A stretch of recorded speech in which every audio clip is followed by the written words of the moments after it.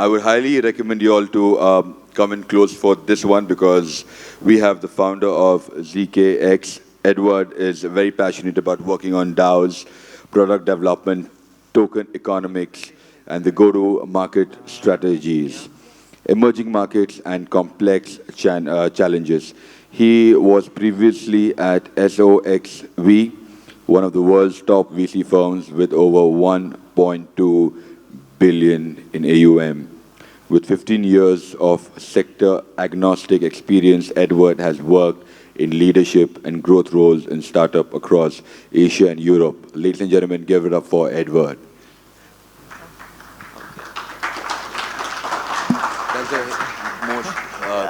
All right. Okay, guys, thank you very much, everyone, for coming here today. Obviously, you already heard about ZKX from Naman, my co-founder, when we did the panel before. I think it was a great panel to have today, and I hope you all enjoyed it. So today, we wanted to talk more about perpetual swap trading and derivatives in Web3, as well as how we can make that happen from a community perspective and DAO perspective. And as you're going to see, we're also going to talk about the cutting edge of infrastructure and technology in the space and what's coming up. We think there is a great opportunity here in India as well to adopt these new technologies that are going to be the future of Web3. All right, so we're first going to talk about the world of derivatives and give you a few data points. So you get to know, how big derivatives are in crypto. I think not many people are aware of this, but actually, if we go to the next slide, please. All right, there you go. So the volumes for derivatives in crypto are staggering. We're talking trillions of dollars every year in traded volume. In fact, if you look at the overall volume comparing the regular trading of tokens versus actual derivatives trading is about 50 to 50%. So that means that, users prefer to trade derivatives in equal measure than they trade spot. Obviously, these are power users, these are institutions, these are professional traders and degens like us who, spend their days going all in on leverage trading perpetual swaps. So if we go to the next slide,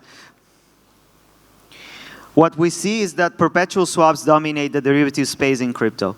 It's about 80 to 90%. And that's been the case since crypto started pretty much, and you saw BitMEX and these other exchanges launching in 2015, 16, and onwards. So that means that people appreciate the fact that there's no expiry dates, there are no complexities about perpetual swaps. You just put your collateral, USDC, pick your leverage, long, short, off you go, you can start trading. It's very easy, and that is, why we see this massive adoption across the entire space. Next. All right, so you might be asking, where can I trade perpetual swaps? Well, obviously ZKX, but beyond that, what we see in the market is that Asian exchanges dominate. What we see is that emerging market users are the ones that are willing to take the risk and trade derivatives in crypto. And this is a very important data point because whenever you want to build derivatives in crypto and you want to build solutions for this particular product in the space, you need to cater to emerging market users. You need to cater to Asian users in specific. Next. So why are perpetual swaps useful? Well, you all trade spot, correct? Now, the problem with spot, if the price goes down, you're literally fucked. So what is the alternative? What helps you actually protect yourself and profit from both the upside and the downside? Well, these are perpetual swaps, correct? Now, we see that there's also a very specific utility within the entire ecosystem, which is to protect from potential DPEG events of assets like STETH, so liquid staking, stable coins. So how you protect yourself whenever you have, spot holdings of these assets and you are, potentially expecting that there might be a volatility event. So perpetual swaps are useful for that, and those provide, this kind of protection. Next. Yeah, so we can move on. Next slide. Yeah. So we see several problems with the design of decentralized exchanges versus centralized exchanges. As you know, there's a crisis of trust for centralized exchanges that has happened in the last few months. We've seen many of these centralized exchanges file for bankruptcy. We've seen how they actually didn't manage their funds in a transparent way, and they're, in some way or another playing with the users' funds. Now, as you have seen, DeFi platforms remain steady, right? There was no problems with Aave, no problems with Compound, with Uniswap. So that proved the point that up to a certain extent, smart contracts provide a safe and transparent way through you can actually manage your funds. And with that in mind, we realized that for derivatives, we still rely on centralized players like FTX or Binance, and the decentralized solutions are not fully scalable and suitable for most users. We're talking that there's high gas fees, that the selection of assets is very limited compared to centralized exchanges, as well as, there is very limited incentive systems beyond native token rewards allocations. Yep. So what is ZKX? ZKX is basically a derivatives protocol building on ZK rollup technology that will enable you to trade with minimal gas fees, high scalability, and participate in the ownership of the underlying protocol. Yep. So as we mentioned, what makes ZKX unique is that the more you trade as a trader and as a liquidity provider, the more and greater ownership you're going to get out of the exchange. And also you'll have the ability to boost and promote the listing of new assets on the exchange. ZKX is built with a new technology, which is called ZK Rollups. You may have heard of it. And we're going to cover in more detail what it means for Web3 applications. Yep. All right. So you all have heard of L2s, right? Now, what is L3s? We're going to cover that briefly. Now, with L2s, you have the next layer of scalability, whether it's optimism rollups or ZK rollups. What the difference between those two is that with ZK rollups, you can prove that any computation was done correctly without knowing what the computation was. So that is the potential of zero-knowledge technology. It brings greater scalability beyond even what optimism rollups can give you. That's why you've seen Polygon invest so much into ZK rollup technology. We're talking how we make it that you're not paying even 1 rupee. You're paying even less than that. You're paying negligible fees, almost no fees for doing transactions on chain. And that is absolutely necessary if we are to build applications that will actually cater to millions and millions of users in the future. So that's why ZK rollup technology is so important. Now, you have different players in the space. You have Polygon, you have ZK Sync, you have Starkware. In our case, we're building with Starkware, Starknet.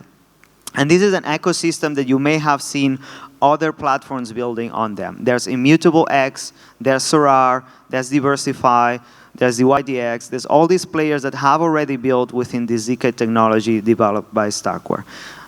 Now, what is L3?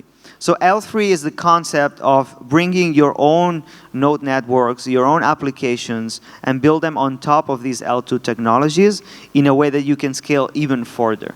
So the fact of the matter is, as a few people have mentioned in the past days, is that at the end of the day, when users use our applications, they should not even know that they're using blockchain. They should not even know that they're using ZK rollups. They should not even know that they're using Web3. And that is the beauty that L2 technologies will allow in the future. Yeah. Oh, that's the... I've changed it already. Thank you. All right. So there is 2 models within derivatives. You have the AMM model, which is the Uniswaps of the world. These are very efficient for spot trading, for token trading, but they're not necessarily efficient for derivatives trading. They don't enable you to really scale and have, high frequency trading, low fees, and, cater to a wider range of users. So that's why we built our own decentralized order book that is built with ZK technology, and that basically in the future will enable anyone to run a node and participate in running the exchange and monetizing those nodes as well. So there is a key component here, how we design the incentivization of liquidity, because that's very important. But as you all have seen, in the last 2 years, we had this crazy phase where we've been giving incentives to everyone, minting tokens back and forth, and what that has given us. Yes, we have grown, the space is much bigger and stronger, but it also has left us with a lot of problems, correct? We've seen massive inflation, tokens dying back and forth, a lot of shit projects coming up. So in a way, for us, our thinking was, okay, we need to make sure that whatever token economics we design are sustainable and can be, effective in the long run for the exchange.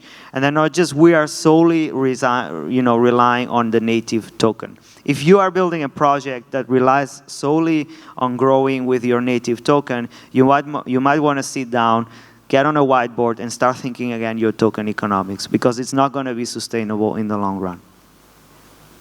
Now, for us, what's very important is to open up the listing to the community in the future, so all the traders in the exchange can actually decide what's listed on the exchange, decides what happens in the exchange. This is not something you can do with FTX, with Binance, with CoinDCX, with CoinSwitch Kuber. None of these exchanges give you the ability to actually govern the platform if you're one of the most active traders. And that was very important for us, that you have the ability to actually choose, what's the feature of the trading venue you're actually spending your time on. So from a finance perspective, we believe that options and other instruments may be too complicated for most people. And there needs to be some process through which we can simplify that experience and make it accessible for everyone. We created a new kind of perpetual swaps that's called tactical swaps, T-swaps. That paper is going to be released very soon. And those swaps are going to give you the ability to basically trade any complex instrument option strategies in the same way as you trade a perpetual swap. You put your USDC collateral, you choose the leverage, you choose what kind of swap do you want to trade, off you go, you can trade as much as you want. So this is just some formulas, to let you know that we know what we do and that we know our mathematics and blah, blah, blah. You can come to us and we can talk more about it and what it actually means. So the big question, is this a DAO? Well, yes. Now, what does being a DAO mean? Well, it's very different for ZKX. So I'm going to ask you a question, and just think about it for yourself. Do DAO governance tokens really represent the actual stakeholders of a DAO? Do they really represent the people that have the most interest in the growth of that application? Because if you're selling your tokens to your local chaiwala, you're not only being irresponsible, you're going to fail in the long term.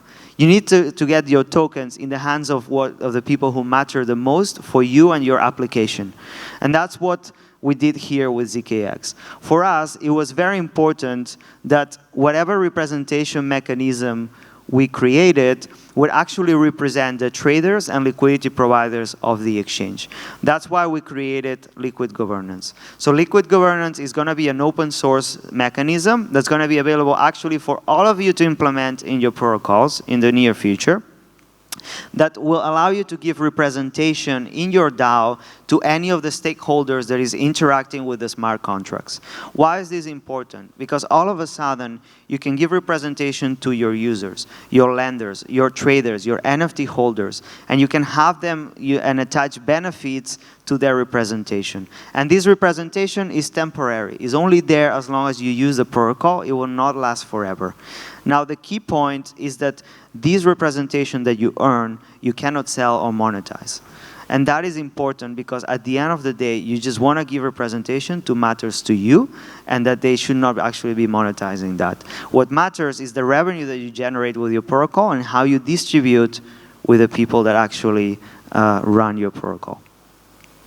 So in very simple terms, you can attach anything that you want as benefits towards the holders of this representation.